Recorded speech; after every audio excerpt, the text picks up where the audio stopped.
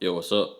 So today is gonna be a little video of me, breaking down a beat that I made on my channel. It's the beat for the Format remix I made by AZ. So if you want to check it out, I'll put the link in the description and whatnot, so you can have a look if you want. Yeah, I got really good feedback on the initial video I made of me making beats in FL Studio with FPC, with the pads and stuff like that. So because of the comments I got on that one in the description, I thought I'd make another video just kind of breaking down actually what I'm doing in terms of like mixing, chopping samples, stuff like that. So yeah, let's get into it. Yeah, so pretty much I'm gonna break down what I did to make the beat, show the sample, the drums I use, etc. Just the process of how I go about making the beats. All right, cool. So I guess first things first, we can get into how I actually went about it. So initially, the drums actually came from a sample, which is from a record I have here. So yeah, the drums pretty much came from this record right here. If you're in the UK, I got this from Rough Trade. You'll probably know what that is. But like, I never really actually got into like listening to the record until a while after I got it, which is a bit strange. But yeah, I got the drums from this record. There are a bunch of different things on here. I forget what the song name actually is. Somebody in the comments can probably tell me if they know. But yeah, I'll play it because I recorded it into FL Studio anyway. I could bring out the vinyl player and stuff, but I can't be bothered, bro. So like, let me just find it and play it. So this is what it sounded like initially.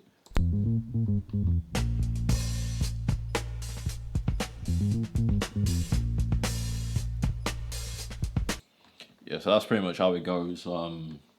Yeah, I liked it when I heard it, so I just thought I'd record it in. And then when I recorded it in, I had to chop it in a certain way so it just kind of fit what I was trying to go for, because I really like the drums anyway. So when I chopped it and whatnot, and I think I chopped different parts of it and kind of stitched it together, if that makes sense. This is what I ended up getting.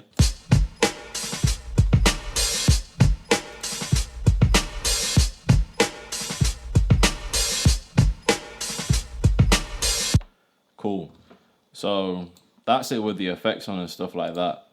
Let me pull over the mixer channel too, so you can kind of see what's going on here. So I'm gonna play it again.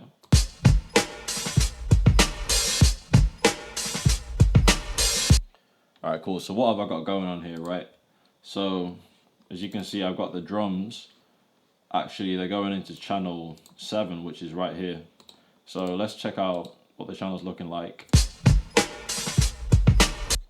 You can see I've only got one thing on this.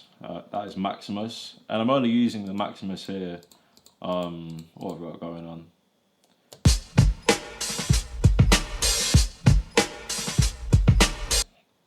So you can see I'm using Maximus pretty much to give it a bit of compression. As you can kind of see from the waveform already, like it's kind of lots of highs and lows. I'm not a technical guy now, you know what I mean? In the waveform, there's a lot of highs and low bits, so I just wanted to bring it to make it like more compressed, you know what I mean? Something like that. So yeah, the Maximus is on in kind of the midsection in the frequencies. If we solo that, you can kind of see what it's doing.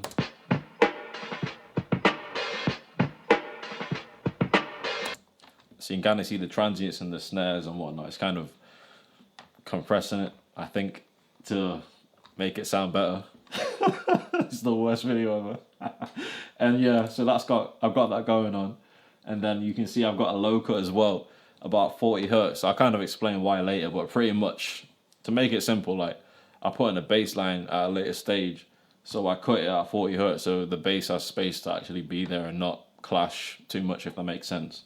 Because like when low frequencies go together, it doesn't sound that nice in it. So yeah. So you can see I've got channel 7 here, and then channel 7 is going into channel 6. You can see on channel 6 I've got a little bit of an EQ right here.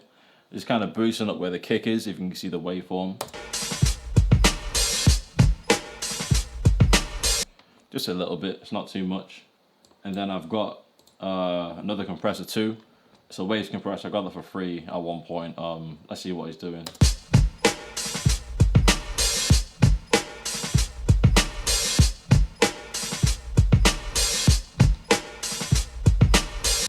So yeah, squishing it a bit more makes it sound really strong. It makes more sense when I play in the context of other things. But yeah. Yo, so I forgot to mention, initially, when I took the drums out, you can hear there's a bass line in that, right? So what I did was actually use the stem extractor feature on FL Studio to split out the stems. So I just got the drums and kind of left the bass out, if that makes sense. So I just have the drum pattern. Cool. So this is the kind of weird way that I did this beat, because I never ever really start with drums ever. It's just, I just happened to on this occasion, you know what I mean? So next, you can see I've got the FPC right here. The FPC gives it away. I think it was turn off the lights. So let me find that real quick. Yeah. I'll play the sample first and you can kind of see how I chopped it and what I did.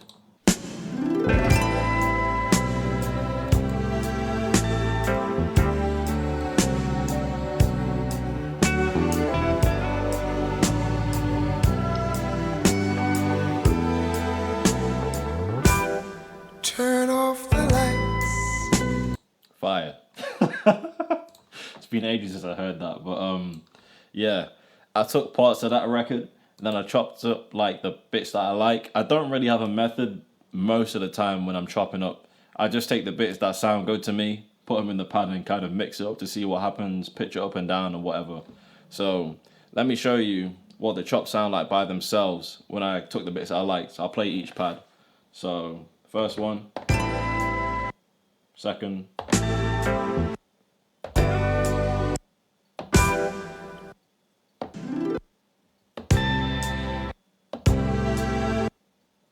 cool. So that's what I'm working with, right? I knew it was fire. Like I knew it was fire. Like it had to be fire, really. So I was messing around for a little bit.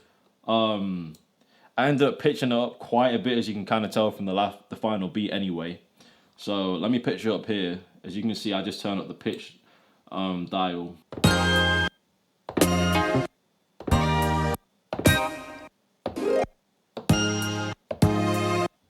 Yeah. Let me try and like recreate it. I think I could do it from memory. So this is what I kind of sounded like when I was chopping up, just messing around with the pads and stuff.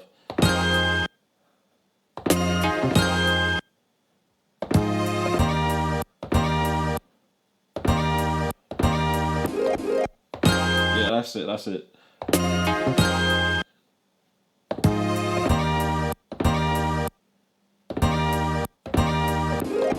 So yeah, pretty much that was it right there. When I play it in the context of the drums, it'll make more sense because I was chopping it whilst listening to the loop, if that makes sense. So let me play the drums and see if I can do it kind of to that.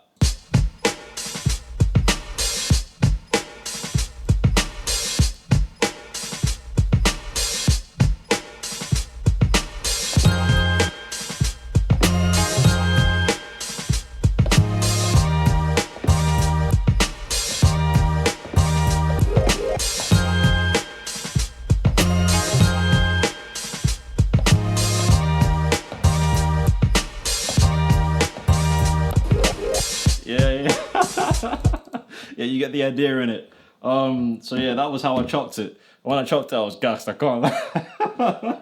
It was nice. It was nice. You can kind of hear from the way I chopped it too. It's not the exact same as it sounds in a final version.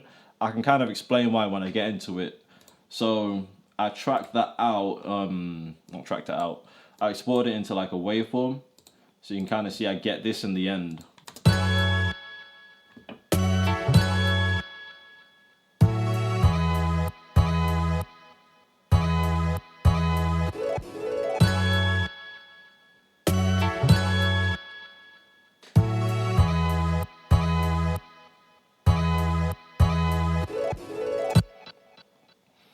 So yeah, that's what it sounds like exported. All you can see I did with that is I just pitched up one semitone from what I chopped it at. And you can see at the end as well, I just stretched out that final bit because I knew when I chopped it, I needed it to fill out that empty space at the end in it. So I just stretched it to make that loop. And then when I play it with the drums again, it makes sense because it kind of, the way it's chopped goes with the drums, you know what I mean? So yeah.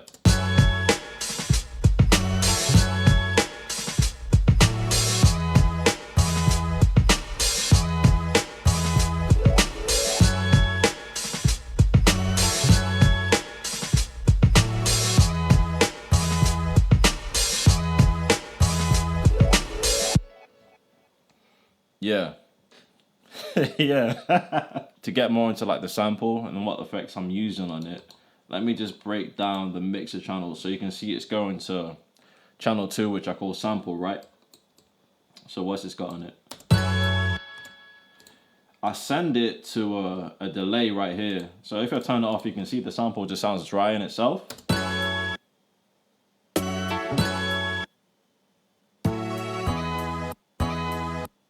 Right, just empty in between the spaces. So what the delay does, it just kind of... So essentially what the delay does, it kind of just fills in the space in between. I like to use that with all the samples I chop, really.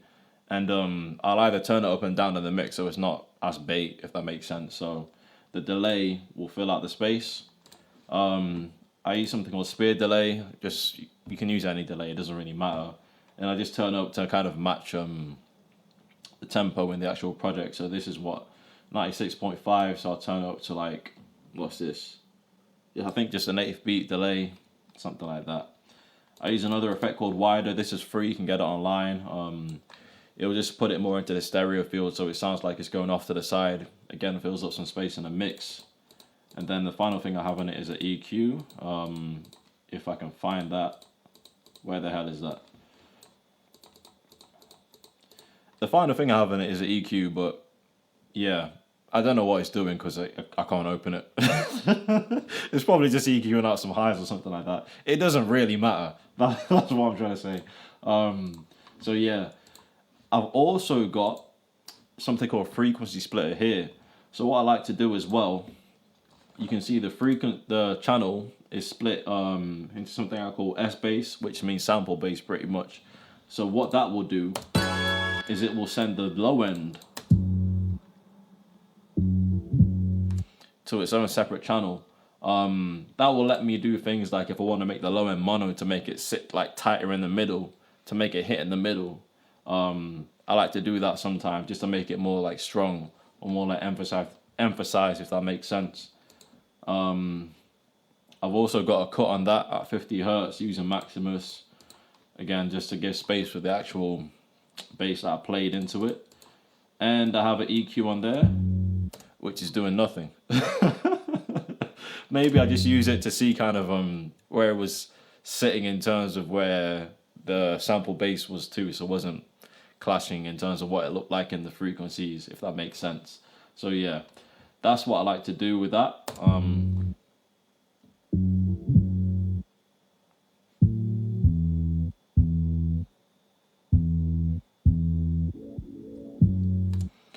Again, it helps me to hear the kind of root notes and whatever sample I'm chopping up are, so I can replicate that or kind of see what scale it's in when I'm playing my own bits or adding to it or whatever. So yeah, that's what's happening with that. Last thing I did, again, there's not too many things in this beat, but the last thing I did was add in my own bass. All the bass is doing is replicating the bass notes in the sample. I'll isolate that too so you can kind of hear it.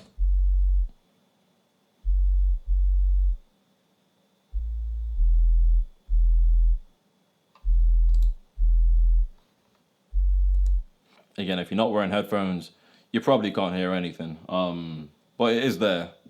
And if you listen on like a larger speaker, you could probably hear it better. Anyway, when I add it with the sample, it just helps to fill out the kind of bottom end of it and just give it more presence, if that makes sense.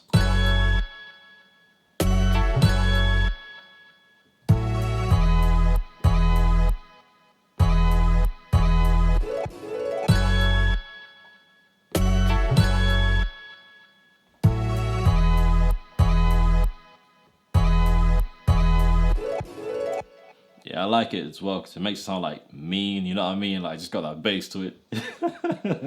You know what I'm saying? Yeah. So again, for a beat, that's pretty much it.